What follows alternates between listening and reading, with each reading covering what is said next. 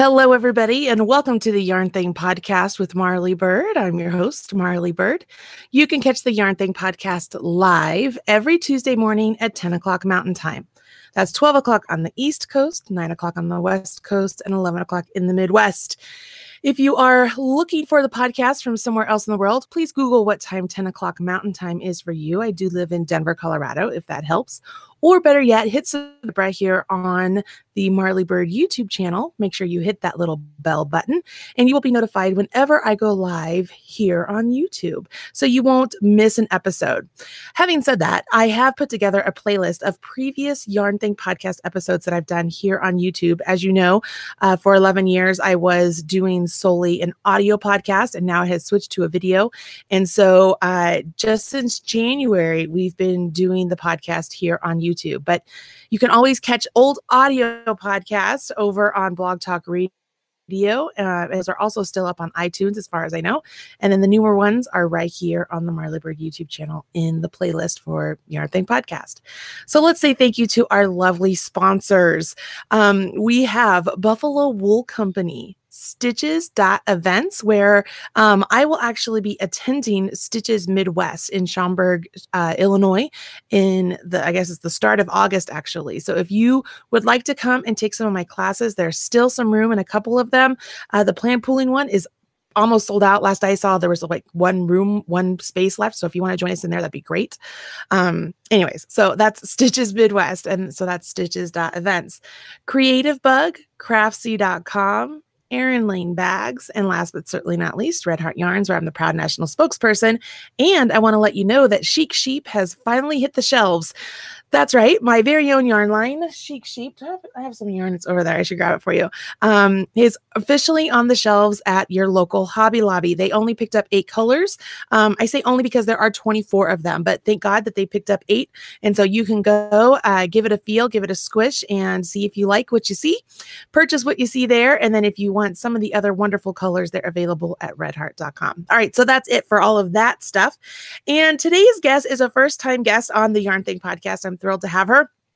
Deborah Bagley is joining us today to talk about pin looming and crochet and a bunch of other things. So let's welcome her to the show and get to know Deborah a little bit. Hello, Deborah. How are you? Hi, good. How are you doing? I am doing all right. We just had a brief discussion earlier about it being summer and how crazy schedule can get. And I mean, my kids, so I have 3 kids, and I thought it would get easier as they get older, in the sense, they're self-sufficient. They can feed themselves. They can get dressed. They can do all that. But it turns out it's almost harder because now they need me to take them places constantly. So my day is just off and running at 7 a.m. and I don't really get home to begin work until 10:30, sometimes noon. So this has been really hard. Yeah, I understand. Mine are 3 and 6, so I take them around, but they probably not involved as yours are. But it's crazy. It's crazy. Well, Deborah, give us some history about you. I know that people are going to be fascinated to hear some little bits and tidbits about you. So I want you just to jump in and just let us get to know you a little bit. Okay. Well, I started crocheting when I was 16, which was a little while ago.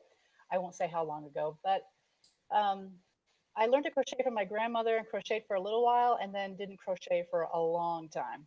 And then I lived overseas for a little while teaching, and then I moved back to the States. My twin sister, tried to get me into stamping.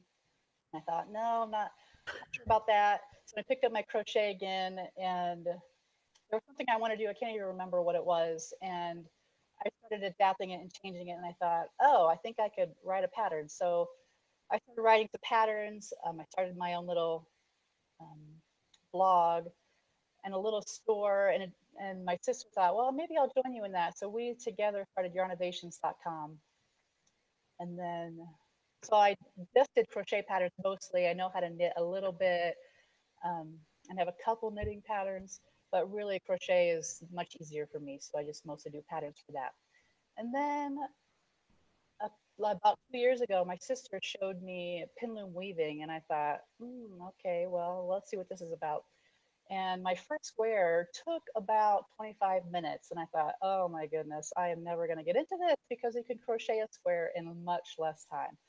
And my first square actually came apart. You're supposed to pop it off the loom and it's supposed to just be this foreign square that you're like, okay, it's great. But my whole thing just kind of unraveled. It didn't. I must have started wrong or ended wrong. I didn't actually weave it at all. So it was a great big mess, and I thought I would never want to do it. And then my sister started playing around with folding and shaping some squares. And I'm going to pull some over here real quick. Okay. I don't know if you can see these vegetables. Yeah. So she actually started making some things, and I thought, oh, that's interesting because normally when you make a little 4-inch square, you're thinking, yeah, I'm going to make a blanket. I'm going to make a scarf. I'm going to do something like that because you can see like the squares. You can see the individual squares. It's just 4 inches Uh-huh. squares that you're just sewing together. And because it's flat, I think you think two dimensionally because what can you make? Mm-hmm. I can make a scarf. I can make a blanket, and that didn't really excite me because I can make a scarf and a blanket, you know, just Crocheting. crocheting or knitting or whatever. Anyway, so I just thought, well, that's kind of intriguing. You know what I mean? So this is actually peas, but Uh-huh. it's just two squares. One square is folded in half and makes a pocket, and this is a square that's been cinched on the two ends and then kind of tied together. That's adorable. Isn't that cute? Isn't that funny? And I thought, oh my goodness. I kind of took it as a challenge. I kind of like challenges. I can get bored. You know how you make something over and over and you're just like, oh, I never want to make another one of these hats again, right? Fun for scarf for me. Yes. So I thought, oh, maybe there is something else you can make. So anyway, I started playing around with that after she started making vegetables, and I started making them, and then, you know, trying some other techniques as well. So tell us a little bit about some of that, what you're making. I'm looking at behind you and I'm just like, these are Yeah. adorable. Yeah, it's surprising. I think I started with bunny. Let me see if I grab it.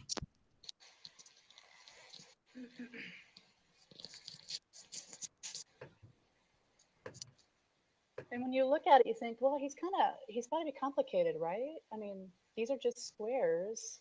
How are you getting all the shaping, right? Right. Right. So it it turns out that you can think three-dimensionally with squares. So here's my first thought experiment for you. Okay. Can you make a cylinder? How hard would it be to make a cylinder with squares? Not too difficult. I mean, it's just that the pieces would overlap, right? Not necessarily. Let me take the square here. I'm going to I take got to tell you, I almost failed geometry, which is ironic you considering I'm a designer. now, right? That's why I pay for tech editors. Seriously, Exactly. it's No, not even a joke. It's I awful. well, I used to teach like between fourth and seventh grade, and we'd have some of those geometry, sections. And thankfully, it wasn't too hard in those grades. But I'm like, that's about where this is. This is about Then for elementary, junior high geometry, perfect. really. Then you're Yeah, talking about my skill level. right? Okay, so you have something flat. Uh-huh. Now you're just going to bring the two sides together and sew it, and now you kind of have a cylinder, right? Oh, okay. So I was thinking of a cone. Yes, you would have to overlap and Okay. then See, I don't even know the terminology correctly. Yes, you're yeah, correct. yeah. Here's my cone Oh, on see? my little Oh my gosh, I love that. pin loom gnome. I love I, that. I did have to overlap, so it's all overlapped up to the point. You're right Yeah. See? about the cone. Just not about the English part. Right, right. Okay, so you can see how easy it is to get a cylinder. Yes.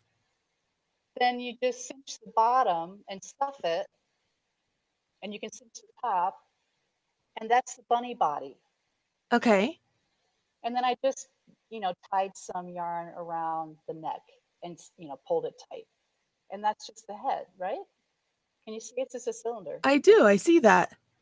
And I did the same with the arms. It's just one square that I folded over like a cylinder, and I cinched this end and just sewed it on over here. So these are cylinder. This one is kind of a cylinder, just flat. I just kind of pulled it flat. Yeah.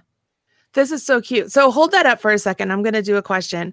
So we have some small guys watching the show today, Hudson and Braden, and I am curious if they are loving what they're seeing. So I want to see if this is something that their mom Caitlin could actually make for them, because I know Yeah. they're watching you on the TV right now, and they are Okay. jumping up and down like, oh, this is awesome. Yeah, these are pretty fun. So I decided I wanted to make a bunch of animals because kids all have different interests. So I actually kind of looked on Pinterest. I like to look at real animals to say, okay, what's kind of the shaping here? Do I think I can duplicate that? And then I looked at Pinterest stuffed animals to look at, well, how are we kind of stylizing them? What are some more three-dimensional ways that people are doing it? um, Once I started thinking with cylinders in mind or cubes in mind, then I could evaluate the stuffed animals I was seeing and say, oh, I think I could fold a square to get something similar. You know what I mean? That's so cool. So, Caitlin is telling me that they are so excited that we said their name, but they are Yeah. curious about the kitty cat behind you. Oh, yeah. Let's take a look. Um, oh, yeah. This one, it is the cylinder, right? Okay. You see the body is the Yeah. cylinder. I was really having a hard time with the face because if you just I cinch love the that you're body, showing me the cat's butt. I thought we were friends. right? Sorry. All right, sorry. So when you cinch it, you're like, well, that's not a very nice look for a face, Okay. right? Yeah. How Right, am I right, going to right. get, and it's a square, so how can I get a face that doesn't have a cinch right in the middle? Okay. So I think I went to bed one night and was like, Eureka, I think I've solved this problem. I put the cylinder around a spaghetti jar Okay. and then put a square on the top of the jar and then just kind of tucked it in and then sewed it to then it looks round. Oh, that's perfect. Yeah. Oh, that's brilliant. Yes. And then before I sewed the face to the body cylinder, I just folded and tucked the ears in between the layers and then sewed through all the layers. Super fantastic. Show me some of the others. This is great. Yeah. I think one of the early ones was the fox and the owl because I was thinking pillow, Okay. right? And you're thinking, oh, it's just squares. You're just stuffing them, right? That part doesn't seem complicated to make a pillow. Right. And then the ears are simple. You just folding the square in half and you have triangles. Hmm. So these part aren't very complicated. And then that's the same with the snout. It's just folded triangles. That The is so awesome. Yeah, and the tail, I kind of folded in or tucked it in as it got here. You just folding, and you're just like, oh. And then I sewed this on top so I could stuff it to give it a little bit of a three-dimensional tail kind of thing. So it doesn't seem too complicated, right? That's awesome. I love it. I love it. And here's a purse version. Oh, how cute is that? And what's fun about that is the whole face is like the front flap, Hmm. so you can, reach down Yeah. to your purse. Do you have a loom there that you can show us what it looks I know. like? I put everything else out. Let me get it real quick. Okay.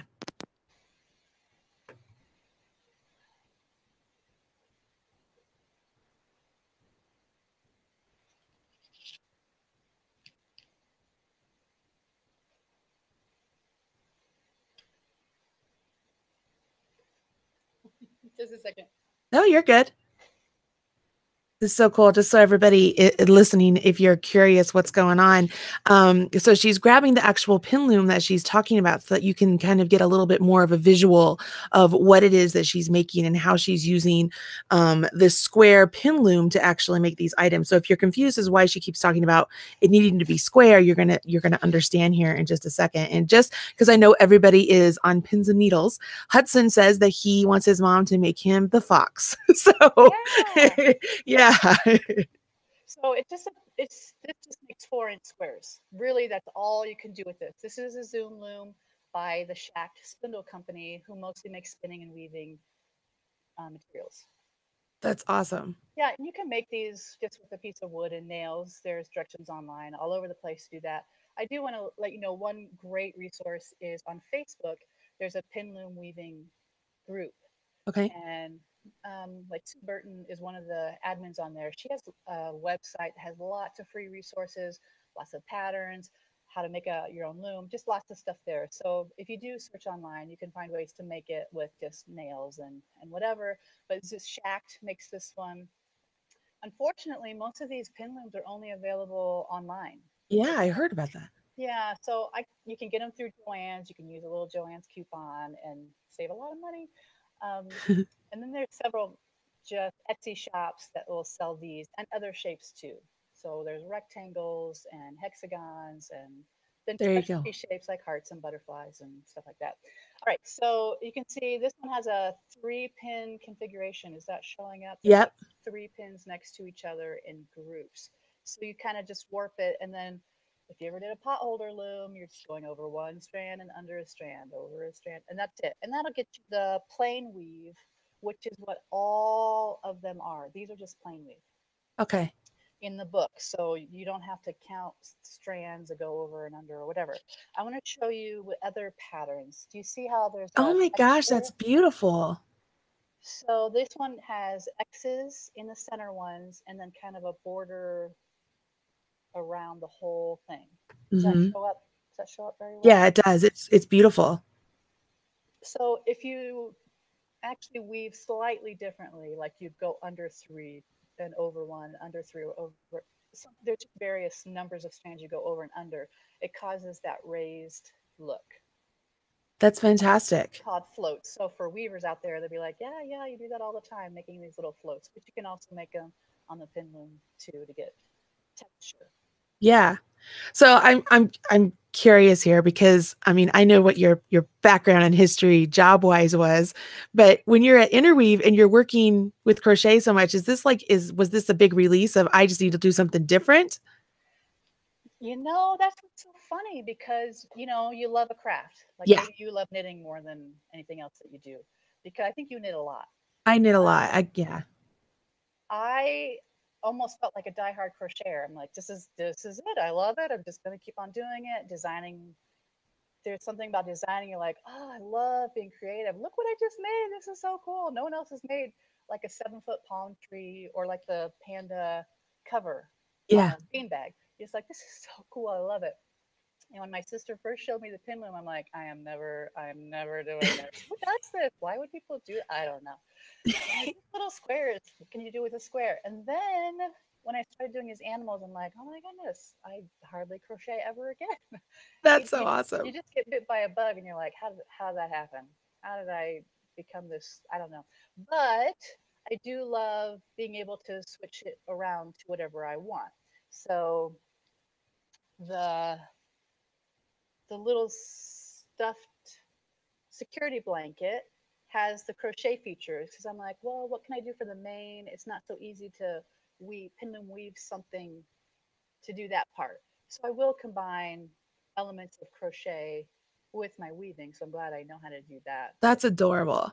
People online, there's like, oh, she's a crocheter who morphed into a pin loomer. But maybe it's going to be a fad. You don't know, but I am enjoying it. And other looms aren't portable. You know, for weavers, I'm like, yep, this is a little. I can just put it in my bag, and That's great. convenient. Now, Yeah. the different yarns or whatnot that you might use, like somebody is commenting, it has a texture of burlap. But I'm guessing it doesn't Right, feel like that. right. Like it's not scratchy and itchy and stuff. Are you able to use any sort of fiber? Absolutely. Yeah. I Like love that. this one looks like burlap. And that was what I was actually going for. I wanted to look like a burlap bunny. This is Red Heart Soft. Oh, that's good stuff. Yeah. So it's really, and I know you're the Red Heart spokesman, but I do want to Yeah, plug it for a second. you you're good. It's one of my favorites for the pin loom because it is soft, like it says, but it also has kind of a shine to it. Yes, Compared to like the Super Saver, it has more of a matte finish, and this has more of a shiny finish. So that's one of the reasons I really like it. And also for the pin loom, I like the size 4 medium worsted weight yarn, but the soft is slightly thinner. Hmm. You know what I mean? Oh, I The absolutely do. Super Saver is a little bit thicker, so I'll be honest, by the time you're weaving like 16 rows or 16, it'll be 32 rows of weaving. By the 32nd row with Super Saver, you're fighting it. You're like pushing the yarn down Oh, to yeah. get the needle across to the end, but the soft is not so thick, so you can, I mean, you're still pushing it down, but it's easier in the end. So lots of weavers like to use size 3. Yeah. If you go lighter than that, it's got little holes. And if you're Yeah. trying to go for that thin wispy, that's fine. But I'm doing animals, and I don't want you to be able to see through. So Right. Right. size 4 is perfect. So Red Heart is one of my favorites for these, but some of these are made with Lion Brand. Like this is a Lion Brand. Is that Heartland? I don't think it's Hometown. Which one of them is just a size 4 and one of them is a size Oroki? I can't remember. Anyway, I like these because of the tone. It's just not straight orange or straight Yeah. yellow. It has kind of that toning. Yeah. So, That makes sense. lion. That I think all the animals are Lion Brand and Red Heart. that's awesome. That's perfect. So, I mean, people might be asking Marley, why are we talking about pin looming and whatnot? And the response, the answer is that you have an ebook available with all of these wonderful things that you've made. Yeah, it's out by Interweave Press. So if you go to interweave.com, the book is called Zoo Crew: 12 Adorable Critters to Weave. And it's a yarn craft. And I think you might be surprised. You think, oh, now I'm just a knitter, but this is a fun little craft, and I think it's got a slightly easier, or a lot, in my opinion, a lot smaller learning curve for kids. You might try to teach your grandchild or neighbor or whatever to knit or crochet, and it's some of them pick it up right away, right? Some kids are just Yeah. nipples, and then some is just all thumbs, or Yeah. just two hands of I don't know what I'm doing. But pinloom weaving, I can't remember the youngest child that I've taught. I think 8. My 6-year-old wants to try to do it, but when you warp the loom, some of the strands are recessed and some of them are raised, and you have to go over the raised one to push it down and under the Yeah. recessed. Yeah. Yeah. He just sees the raised one, so he just goes I straight see it. down. He's like, "Mm." Anyway, but it is a quick learning curve because they're just going over a strand, under a strand, and it's only practically one hand doing anything. So That's it's fun. awesome. That's awesome. I love this. And the ebook, are all the items behind you in the ebook? Yeah, all Okay. 12 animals, I think. And there's a different number of squares. So, like this little mouse just takes How cute is that? 6 squares, right? That's pretty quick. An intermediate one is the elephant. Love that. I did too. It's so cute. Um, the dinosaur, I think that's my favorite. the Stegosaurus. Um, the hardest part was trying to get 3 points out of a square, but anyway, um, he's just a lot of squares. Like, feels like a blanket. I feel like I just made a blanket and then Yeah.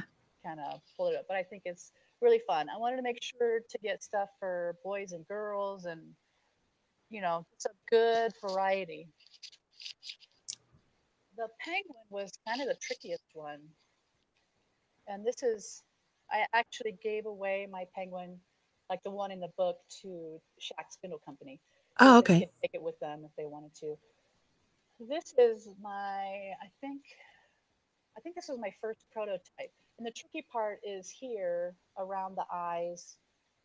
And the way I did it, I'm like, there's no way I'm writing this up that someone's going to be able to do this again. Right. So then I made a taller one, and I'm like, oh my goodness, penguins don't have this huge tall forehead. It's a 5 head. Yes, it is so tall. Oh It my, looks like he has a full head of hair. yes. I'm like, oh no. You could dress that penguin up like Elvis or something, He's got that thing going on. Needs one little curl, yeah. So these are my prototypes, I love it. and really, Yeah, I'm going for more realistic. I'm like, penguins don't have 5 head, and this one was just really hard to write up. And the one that I ended up with in the book, I, you think geometrically, and you're like, how can I fold and tuck and make it just easy to explain and easy to do? So Yeah. the last one was better. But in a group, the three of them just look like a whole cute little family. So Cute it, family. it's That's kind of fun. fantastic. Yeah.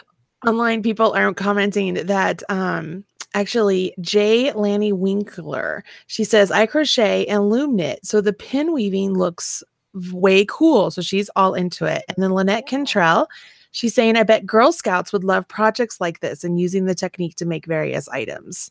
Absolutely. I've heard a couple people say, I want to teach some people how to pin loom weave, like young kids, teens, or whatever. And like, what projects can they work on? And I think they're willing to make scarves and blankets too. But to me, this is just fun. I think a kid would be like, yes, I'll do Yeah. that. It's amazing. So having written a book myself and done all the different items and stuff that go into it, when you finish making all the items for the book, like, were you like, all right, I need a break, I need to try something else? Because like I found I did that when I work on a crochet book. I'm like, all right, I've just got to knit, or if I'm working on it, I've just got to crochet. I got to like step away for it. Or are you still like bit by the bug? Do you still like, are you like, all right, what else can I make? What else can I do? Yeah, I was kind of still in that challenging mode. Well, I ended up making most, a good percentage of the animals before I even got a book contract. So it wasn't like, oh, I got a contract, now I have to make all this stuff. So they were practically done, and then I just had to write it and then send it to them. Cool. So didn't have that stress that Yeah. would have made me say, just stop for a second. What it did was say, what else? What else? What else can you do with a pin loom? Because I'm okay making a blanket, although they take forever. Um, but again, that goes back to the challenge. I'm like, what else can you do with a square? This felt like the first step. Okay, I've seen some ways to fold and tuck and cinch and whatever. So what can I do? So then I started experimenting with flowers. I'm like, is there a way to make realistic flowers with this? And I got a few that I thought, well, that's pretty cute. That looks pretty realistic. So that was fun. And then bags. I'm like, yeah, you can fold over and make a simple bag, but can you make a really nice bag? Because in crochet and knitting, there's with all the decreasing and increasing that you can do, you're just like, oh my goodness, it's just limitless. It feels like when you Hmm. knit things. So I thought, well, can you make striking bags, not just simple boxy bags? So I'm hoping to get some of those in the next Little Looms magazine by Interweave. Interweave has a hand woven magazine, and they have just one issue just for little looms that I've gotten several patterns in, like the vegetables were in there. Um, so I might submit some bags into that. So I have been able to find ways to make some cute things That's that I think awesome. would be surprising. That's awesome. Yeah. I love it. I think it's so great. Now, you're doing all the pin loom stuff. What about your crochet? Are you still doing crochet at all? Sort of, not nearly as much. I am combining it. Sometimes I think the squares that come off of pin loom have loops where they went around the pins. Can you see the little Yeah, loops? it's really The pretty. I like it. It looks it like a is, scallopy edge. yeah, it does have a natural scallopy edge, but sometimes I want to finish that with crochet, and that gives it more of a straight, sometimes a more finished look. So sometimes I'll add crochet to that, and I'm trying to do a mix. One of the bags that I'm doing is a mix of weaving and crochet because there was a look that I was going for. I'm like, I will be honest and say the limitation of this loom is it's 4 inches, and I do have a 6 inch loom and I have a rectangle loom and whatever, but you're really kind of stuck unless you fold or tuck. So I'm adding some crochet around just to add different texture because, well, I can add texture, but I then like that. Are it's those kind of, placemats? it could be. I just was playing with the border and the center part just to see what I could get. I like that. Yeah. So, and then I do have something coming out. a little something special for interview for Shark Week coming out. I don't know if you're a Shark Week fan. I've never I'm been not. I either. have a fly. I'm not waving at you. I'm trying to get the fly away. I'm all Shark Week. Yes. Really? I'm so excited. I know it's a fly. Well, you can be So, excited too. I just realized how funny that looks. What the heck is Marley doing? Yay, I shark. know. So something fun for Shark Week is that's pin loomed. Yeah, I can show you something. I sent in two different kinds of sharks, and they took one, and they'll be um, Oh, how cute is that? they they took my other shark. So I did two different kinds of sharks. So they took one, and this is the one my kid just think is really funny. You know what I mean? A hammerhead. That's So fantastic. that took a little bit. I'm glad I did all these animals before. This took a little bit more. I'm like, oh, how am I gonna? I could envision this part. If I did my rectangle loom, you're like, okay, that's just the rectangles. But then how do you transition and get the how to get it to wider and then thinner? Yeah. I love that. That's Yeah. fantastic. So it's fun. It was fun to get that challenge and say, oh, can I do a shark? Because at first you're like, I can see this part, but I couldn't see this part. Have you ever made something or designed something and you thought, I kind of can picture this part? You're All the visualizing that time. part, right? Story of my life. Yeah, Like, and it's hard because we've already had the discussion that I struggle with geometry, but like if I'm trying to do something, I'm like I can see it in my head what I want to do. And the trick is trying to figure out how to do it in crochet and knitting and at the same time be able to do it in such a way that I can explain it in a pattern. So I will often reach out to my friends who are great at geometry, like Robin Chichula, and I'm like, hey, here's my thought. Walk through this with me. What do you think? yeah, And usually, like with her or Ellen or Rebecca Gormley, or not Rebecca, that's funny. Ellen Gormley or Rebecca Velasquez, like one of them will come with me, like, oh, okay, this is the path we should take, and then it becomes yeah, like this collaborative sort of thing. But yeah, all too often that happens with me because I can see it in my head, but the actual construction or process of doing it is a real struggle. yeah. But I will back to part of your question. You said, do I go back to crochet? One of the things that I like about pinlin weaving as a designer Hmm. is you just say make this square. I don't have to say row one, row two, and then add every chain and every space and every. It's just writing crochet patterns is exhausting. Oh So my it's gosh, just like yes. I love to do it, but the sitting down and saying now three of these, one of these, two of these, and then where to simplify it, where are the repeats to make it as small as possible, so you don't have this enormous row. But so this is easier to say. You just sewing eight squares together because you're going to fold it in half to get the 2 by 2. Do you know what I mean? Yep. So sew eight squares together. And I've just told you how to do this big section. So Yeah. that part I really like a lot. That's fantastic. Yeah. Awesome. Well, it's the time in the show that we give away a prize. And I know that you have offered a free ebook copy of the Yeah. book to somebody who's listening live and one to somebody who leaves a comment on the show notes. So Yep. I'm going to explain how this works to them. So you can take a drink of water real quick if you want. Okay. So if this is the first time you have listened live to the Yarn Thing podcast, welcome. We are glad you are here. We are blessed that every podcast we have people come on the show that give away prizes. Often they'll give away prizes both to a live listener and to somebody who leaves a comment on the show notes. So let's start with the live listeners.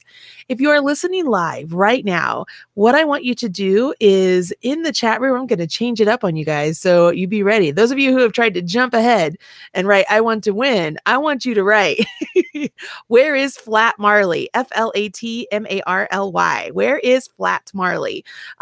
So in the chat room, I want you to write, where is Flat Marley? And that is sort of your entry ticket for a chance to win.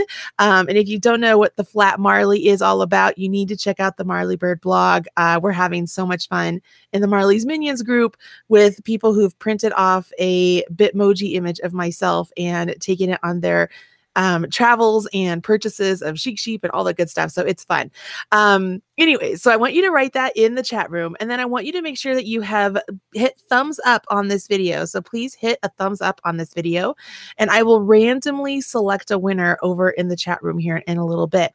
Those of you who are not listening live, don't worry. As I mentioned, there's a chance for you to win as well. All you need to do is go to the show notes for today's podcast.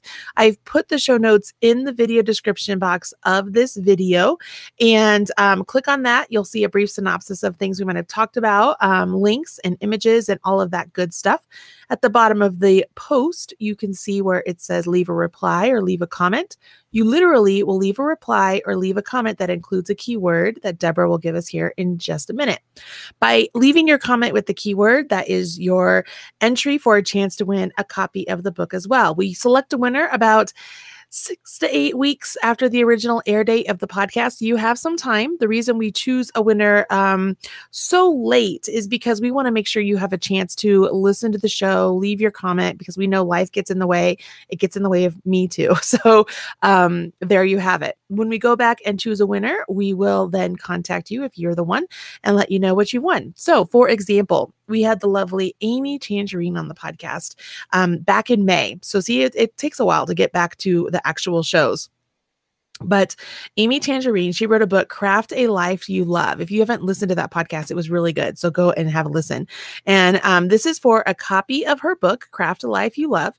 And Debbie Carter is the lucky winner. And her comment was, I really enjoyed watching the show today. Had to leave early, but finished later. I love the word kindness. We all need kindness. Amy has a wonderful story, and I wished I could have given her a hug when she was talking about the ugly comment that she received. Yeah, ugly comments suck. Kindness was the key word, and so she used it properly, and so she's the lucky winner. It was just randomly selected, you guys. So we have contacted Debbie Carter and let her know that she's a lucky winner, but it's that easy. So all you want to do is make sure you leave a comment in the show notes. If you're ever hesitant and you don't know where the show notes link is, if you just go to marleybird.com and click on the podcast drop-down menu, you'll see where it says show notes, and click on there and you'll find the show notes for all of the different podcasts that I've done if you're interested in them. Okay, so really quickly, Deborah, what should the keyword be for them to use for your comment? Can it be 2 words? Can it be Zoo Crew? It can be a whole phrase. It can be whatever you want. Zoo Crew, you guys. So make sure you use the words Zoo Crew when you leave your comments. And I want to remind you, the comments must be left on the show notes over at marleybird.com. I love your comments here on YouTube. I love your comments on Facebook. I love your comments on Ravelry. But we want all of the comments for the actual prize to be in one singular place. It's easier for us to randomly select from there. So please don't hesitate to leave your comment here, but in order for a chance to win, you have to leave it on the show notes. So Zoo Crew is your keywords you need to make sure you use. So there we have that. People are excited about the possibility of winning this book. Everybody's typing in where is flat Marley, which cracks me up. While they're still, they're catching up and people are getting, it's funny, people sometimes don't want to type it in. They're like, I never win. And then they wait and they do it at the last minute. Yeah. Like, what are some other things that you have planned for with all of this, whether it's crochet or pin looming or whatever it may be? I did think that I would like to get another ebook out with pin looming, like the bags idea, because I have some what I think are pretty cute bags. But because pin looming isn't a huge community, they're like, well, we're not sure. This first one was really cute, so I'm not sure about the possibility of that. I might just break it up and just put it in the weaving magazine issues. But so that's right now what I'm looking forward to. With a small little business and raising a family, you're like, well, how much time can you devote to it? Because I homeschool my son. He goes to school 1 day a week for a co-op, but he's here, and we like to do that. And I like to spend time with the boys when they're really young. They both know how to ride bikes, so we bike and hike, and we go out and have fun together. So on the one hand, you're ambitious and you're like, oh, I want to write another book. On the other hand, you're like, well, I got family, and if I focus too much on the business part, I can get kind of stressed out when the children just ask for simple things. Do I have a glass of milk? I'm like, I'm trying to finish the square. It's Yes. terrible. It's terrible. Oh, so when you first when I first started the business, and maybe you were like it, you thought, I want this to be a business. I want to make it a go. I want to contribute to the family income or whatever. And then it's exhausting. It's exhausting work. And how do you make it work? And I still wanted to do stuff that I wanted to do versus stuff that you just think this is what's selling blankets and scarves. I'm just going to make blankets and scarves, which I'm not excited about. So I thought, no, I'm just going to do what I'm excited about. I'm going to just do it at a pace that will work for me and the family. So that's kind of where I am. I'll just keep on plugging on what gets me excited and then enjoy the process. That's perfect. I think that's the best answer. I mean, I was there where you are several years ago when the kids were younger and building my business. And I've been blessed that my business has been allowed to grow with my children. So when they were younger, I mean, Jill Wright and I, you know Jill Wright, right? Right. So Right. Jill Wright, she and I mean, it's kind of funny when she tried to teach me how to stamp also. So when you were talking about that earlier, I was thinking about that. I was like, nope, I have no interest in this. But anyways, she and I, because our kids were young at the same age, and we would go to McDonald's play area and the kids would play for 2-3 hours and we would sit Yeah. there and crochet and knit and work so that because we could get free refills on our soda. If the kids made a mess, it didn't matter. Like it was containment. Yeah. But that's the way we're able to work around, trying to raise the kids at the same time. I couldn't even imagine if we were homeschooling too. So yeah, I mean, I can absolutely understand the struggle of balancing it all, but also the passion to just work with what you want to do and spend time with your kids. I totally respect that and get that Well, completely. the nice thing about it is the kids see from an early age handcrafted stuff and they're like, oh, that's so cute. Oh, my mom made this, my mom made that. And Lord love them, they just tell me, that is so cute. And I'll be like, ooh. It didn't turn out quite the way I was hoping, but it is very sweet to have encouragers who they're excited about all the animals. Every time I finished sew the last end in, they're like they just would hug it and it was adorable. They wanted to play with it, and I'm thinking, you can't get it dirty. I haven't sent it in yet, or whatever. But they do love it, and that helps too. It's encouragement at home. I used to be a classroom teacher, and parents or students would say this is great, or I enjoy you as a teacher, or whatever. And now I'm at home. Yep, I totally get it. What am I getting? Not a lot, but the kids seem excited about it all, so that's fun.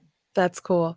All right. So we are going to randomly select a winner for the free copy of the ebook. Many people have written, "Where is Flat Marley?" Just so you guys know. It's kind of funny. It makes me laugh. You should see some of these. These people are creative. Like they are taking the picture and so they'll take a picture. I'm going to totally sidetrack here for a second. They'll take a picture of like the ocean or something, some big monument that they've seen. And then they'll put my picture on like the monument. Like, we can't get her to stop climbing things. She's not supposed to. Right? Like, it's funny. I'm like, that was hilarious. Anyways. All right. So I'm scrolling up and down. When you tell me to stop wherever my mouse is, that will be the lucky winner. Ready? Stop. All right. I almost scare myself every time. Shauna Conrad. Shauna Conrad. So let me write on here. Shauna at Shauna Conrad. Congratulations. Yay! What do you need from Shauna? Just an email address, and then I'll pass it on to the associate editor, and then she'll tell her how to get hooked up. I'm guessing they're going to say she's going to need an account through Interweave, and she'll just put in her information and start an account, and then they'll just put the ebook right into her account. Okay. That's my guess how it's going to go. So I'll pass it along to the associate editor. All right. I just told her, or I just wrote her in the message, just so that you know, Shauna, if you're still listening, hopefully you are, what I need you to do is email me winner@yarnthingpodcast.com, winner@yarnthingpodcast.com. Make sure you put in the subject line what it is that you won. And then once we get your email address, Caitlin will send it off to Deborah, and then Deborah will send it off to Interweave. And so it'll start the chain of process and you'll get your free ebook. Yay. And those of you who did not, if you're not Shauna, you still have a chance to win a copy of the ebook as well. Remember, go to the show notes, which are available at marleybird.com, and leave a comment on the show notes for today's podcast with the words Zoo Crew. Zoo Crew. Chris Lopez, I know that you can direct them. You're always there cheerleading and leading them on the way. So that's so great. I love it.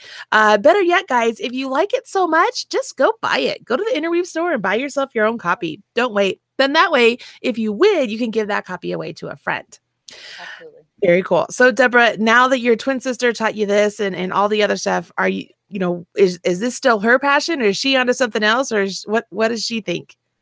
She's trying to actually improve her knitting. Really? So yeah, I love the look of knitting on it. I'll just confess. I love the look of knitting usually more often than crochet, but I like the variety of stitching that you can do with crochet. Yeah. Anyway, so yeah, she's working on that.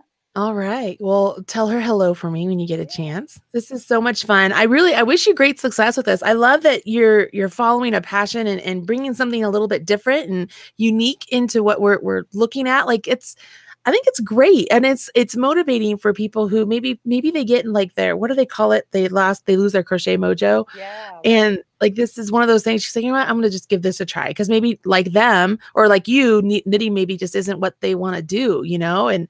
I get that. I totally understand that.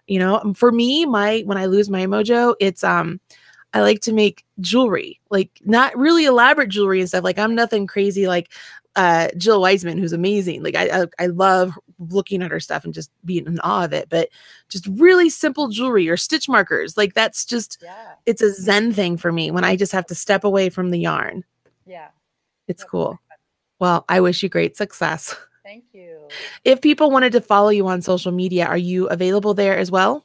Yeah, on Facebook, I'm at Yarnovations. Yarnovations. All right. So we'll make sure that is in the show notes as well. Okay. Well, Deborah, thank you for joining us today on the podcast. We really appreciate it. Yeah, it was my pleasure. Awesome. And thank you to all of you for watching the podcast today with us. We've had a really great time. Next Tuesday, I will actually be away. So I don't think there's a podcast next Tuesday. I will confirm that with Caitlin. And if there is a podcast, I will be on location, just so we're all clear. The following Tuesday, I will also be away. I know that sounds funny. I will be on my way to Stitches Midwest. And my mom is joining me at Stitches Midwest. So those of you who are interested in meeting Marley's mom, there's a chance for you to meet me there. So for the next 2 weeks, as far as I know, there should not be any podcast, just so everybody knows.